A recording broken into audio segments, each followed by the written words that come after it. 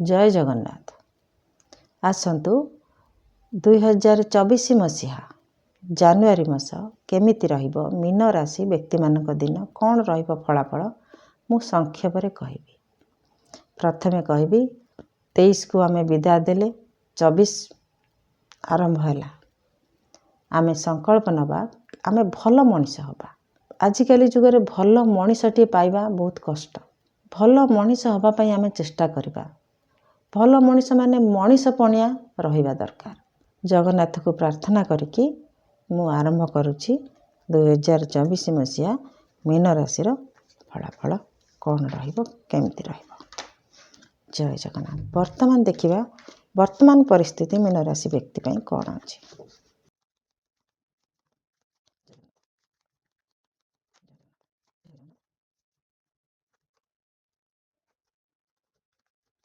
पैसा पत्र को लेकिन आपणकर किसी समस्या चलछि। किसी बार्गेनिंग करने को आपन को पड़ुछि। माने आपण भाभी चिंती की देखी चाहे कि पैसा खर्च करुछंती। बाध्यतामूलक काहाकू भल पाइबा को पड़ुछि। लोक देखाणिया हो पछके माने कर्तव्य करुछंती। आपण वर्तमान किछि कर्तव्य करुछंती। लाइन रे अछंती। ठीक लाइन आपण अछंती किंतु दुविधारे अछंती। किछि गोटे डिसीजन नबार आपण को कष्ट होउछि। कोनोसी परिस्थिति विषय रे किंबा आपणकर कोनोसी व्यक्ति विषय रे आपण को टिके असुविधा होउछि डिसीजन नबारे। ता छडा आपण को बहुत एफर्ट लगेया पड़ुछि। जो सफलता कि जो काम आपण करूछंती सेति में आपण को बहुत परिश्रम करिया पड़ुछि। अन्य पखरे किछि खुशी गोटे आपण हाथ को आसीबार चेष्टा भी आपण चलैछंती। किछि गोटे खुशी जोटा कि आपण सेतिरे खुशी रहिबे सेमिति गोटे किछि परिलक्षित भी होउछि। देखिबा मासटी केमिति रहिबो। जय जगन्नाथ। जानुआरी मास मीन राशि केमिति रहिबो।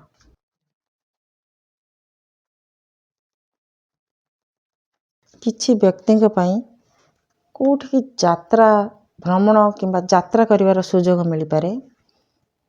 किछि लक्ष्य पूर्ण करिवा पई आपण को ए सुयोग मिलिबो। कोठी जिबा को पड़ी पारे। शिफ्ट ही पारंती आपण कोठी की। ता छडा मन करंतु किछि व्यक्तिर स्वास्थ्य को नेकी आपण टिके विचलित अछंती। सेति पई तार काम किछि करिवा को जाय ता पई किछि काम करिवा को जाउछंती किंबा आपण निजे असुस्थ अछंती सेति पई कोठी बुलाबुली करिवा को जाउछंती। ता छडा अन्य पखरे एमिति कहबा को गले किछि परिस्थिति आपण हातर नाही जोटा कि आपण ईश्वर को सरेंडर करूछंती आउ कार कथा अनुसार आपण यात्रा भी करूछंती। कार मन रखिया पई एमिति भी हे पारे जोटा आपण हातर नाही कोन करिवे। बेले बेले अन्य मानक इच्छा रे भी चलिबा को पड़े।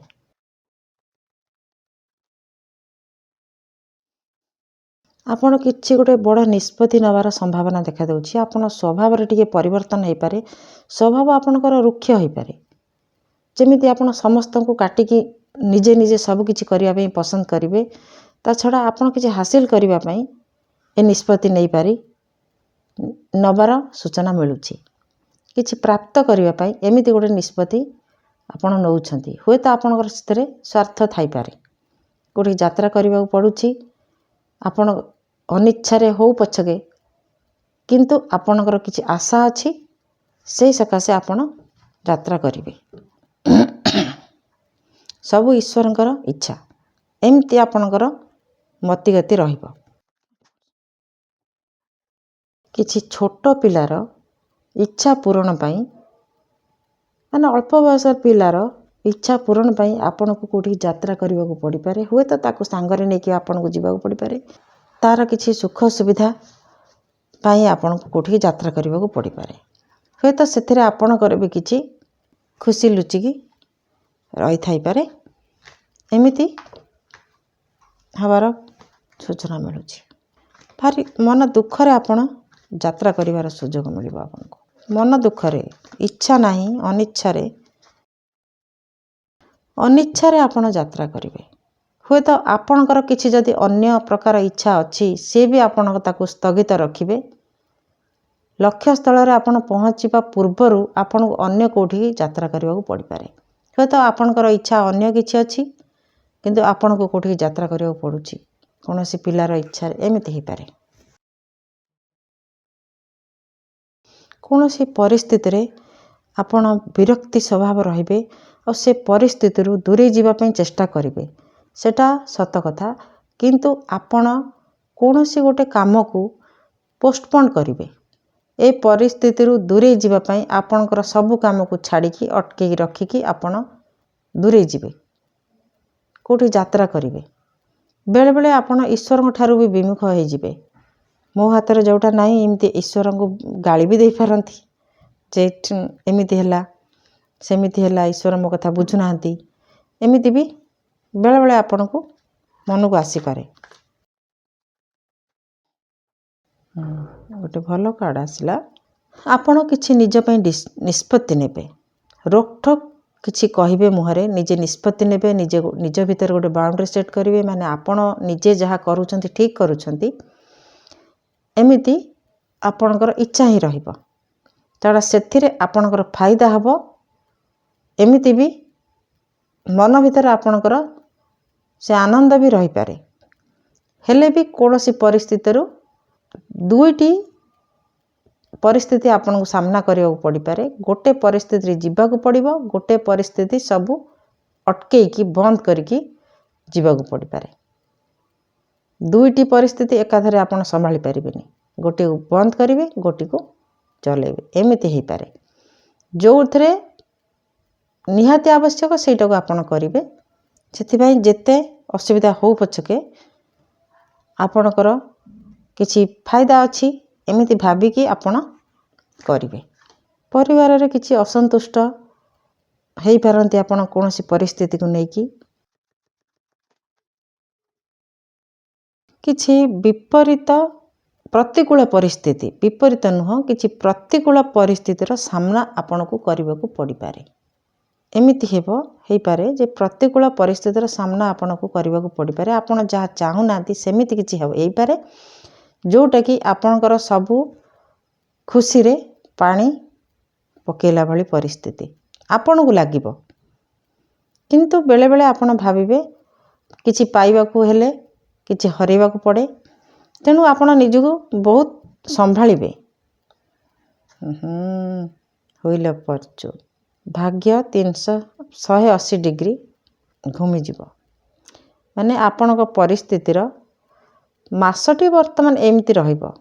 ଏପଟ ସେପଟ ହେଇପାରନ୍ତି, କେଉଁଠି ଯାତ୍ରା କରୁଛନ୍ତି ମାନେ ଆପଣ ଏପଟ ସେପଟ ହେଇକି ଯାଇପାରନ୍ତି, କାହିଁକିନା ଆପଣ ଦୁବିଧାରେ ରହୁଛନ୍ତି। କ'ଣ ନିଷ୍ପତ୍ତି ନେବେ, କ'ଣ କରିବେ, କେଉଁଟା ଆପଣ ଯେଉଁଟା କରୁଛନ୍ତି ସେଇଟା ଠିକ୍ କରୁଛନ୍ତି କି ଭୁଲ କରୁଛନ୍ତି, ଏମିତି ଆପଣ ମାସ ସାରା ହିଁ ଚିନ୍ତା କରିବେ, ଜଗଲିଂ କରିବେ। ଆପଣ ଏପଟ ସେପଟ ଏମିତି ହେବେ। ଆପଣଙ୍କୁ ପରିପକ୍ୱ ମସ୍ତିଷ୍କରେ ଚିନ୍ତା କରିବାକୁ ପଡ଼ିବ ପ୍ରତ୍ୟେକ ଜିନିଷ। ଯଦି ଆପଣ ପିଲାଳିଆମୀ ଢଙ୍ଗରେ କିଛି ନିଷ୍ପତ୍ତି ନିଅନ୍ତି, ତାହେଲେ ଆପଣଙ୍କୁ ବହୁତ ଅସୁବିଧା ସମ୍ମୁଖୀନ ହେବାକୁ ପଡ଼ିପାରେ। ମୁଁ ସବୁ କରିଦେବି, ଏ କାମ କରିପାରିବି, ସେ କାମ କରିପାରିବି, ମୁଁ ସବୁ ଏକାଥରେ କରିଦେବି, ସେମିତି ହେଇପାରିବନି। ଦେଖିବା ଜୟ ଜଗନ୍ନାଥ। ଏକ୍ସଟ୍ରା ମେସେଜ୍ କ'ଣ? ଏଇଟା ତ ମେନ୍ ପରିସ୍ଥିତି, ଅନ୍ୟରେ କ'ଣ ରହିବ? ଜୟ ଜଗନ୍ନାଥ। ଏକ୍ସଟ୍ରା ମେସେଜ୍ କ'ଣ ରହିଲା ମୀନ ରାଶି ପାଇଁ ଜାନୁଆରୀ ମାସରେ? ଆପଣଙ୍କୁ ବହୁତ ପରିଶ୍ରମ କରିବାକୁ ପଡ଼ିବ, କିନ୍ତୁ ଏଇଆ କୁହାଯାଉଛି ଯେ ସବୁ ବୁଝି ସୁଝିକି ଆପଣ ପ୍ରୟାସ ଜାରି କରନ୍ତୁ। ଯଦି ଆପଣ କିଛି ନ ବୁଝିକି ଅନ୍ୟ କଥାରେ ପଡ଼ିକି କିଛି କାମ କରନ୍ତି, ତାହେଲେ ବୃଥା ହେଇଯିବ ଆପଣଙ୍କ ପରିଶ୍ରମ। ଯାହା କରୁଛନ୍ତି ସେ ତାର ଲାଭ କ'ଣ, କ୍ଷତି କ'ଣ, ତାକୁ ସବୁ ଭଲ କି ବୁଝିକି କାମ କରନ୍ତୁ। ନହେଲେ ବିନା ପରିଶ୍ରମ ଜୋର ଆପଣ କରୁଥିବେ, କିନ୍ତୁ ମୂଲ୍ୟ କିଛି ହେବନି।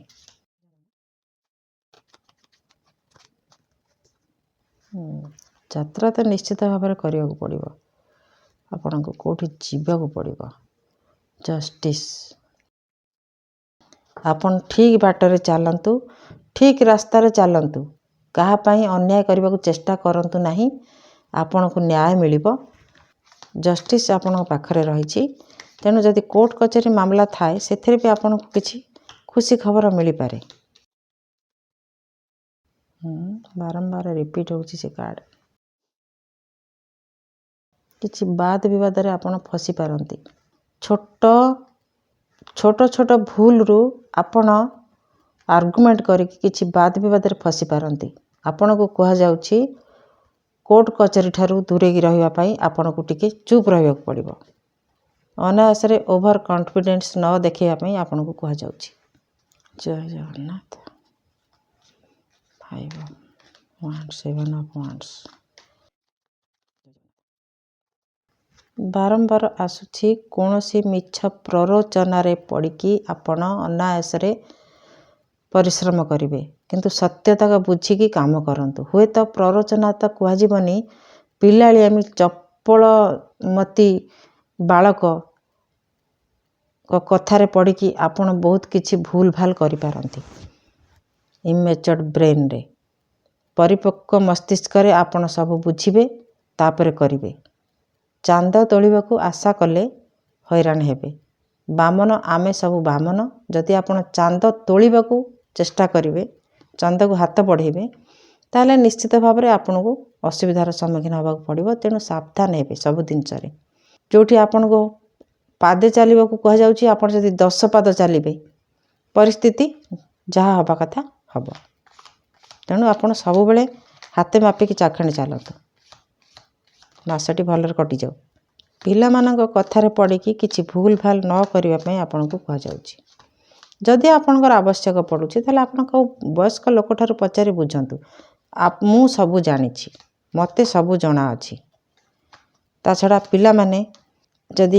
ପିଲାମାନଙ୍କ ଠାରୁ ତ ମହାଭାରତ ଆରମ୍ଭ ହୁଏ।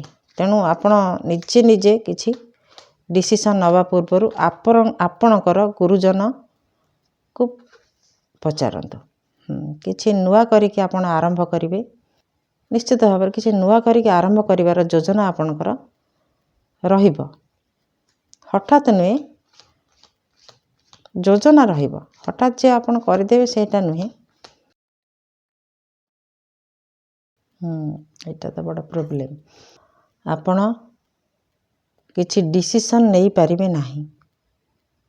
ପ୍ରତି ପଦକ୍ଷେପରେ ଆପଣଙ୍କୁ କୁହାଯାଉଛି ଆପଣ କାହାର ପରାମର୍ଶ ନିଅନ୍ତୁ। ତା ଛଡ଼ା ଆପଣଙ୍କ ପାଇଁ ନ୍ୟାୟ ଅପେକ୍ଷା କରିଛି।